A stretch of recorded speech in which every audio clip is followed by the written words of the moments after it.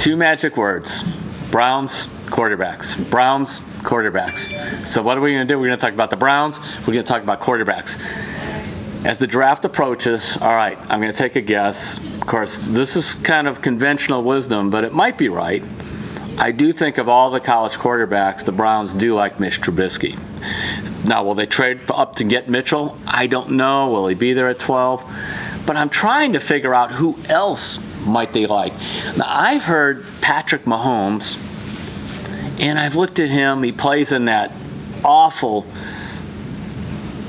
junk system, and it is, where all the receivers go out and there's no playbook. And he's a big, strong kid. He's not like Johnny Manziel in that regard, where he doesn't physically look like an NFL quarterback. But I watched him throw 9,000 passes like the first half of a game against, I think it was Oklahoma, and I'm like, I don't know about this guy. DeShone Kizer is interesting to me. I wrote a column about, too, how I thought Brian Kelly treated him unfairly in saying he's not ready for the NFL. The fact is, none of these guys are really ready for the NFL. But the fact is also this: it's always easy for a coach who's a millionaire to tell a kid who's looking at $1 million, make it millions of dollars, to stay in school another year.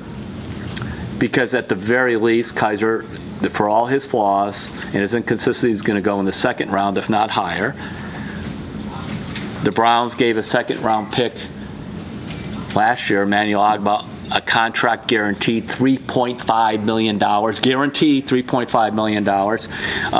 If any of us could have gone to college where you walk out with a job that guarantees you $3.5 million, anybody would have been out of their mind to tell us to stay in school another year, especially where you risk injury.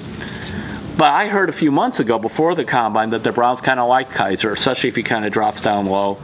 And I hate to bring it up again, but it's hanging out there.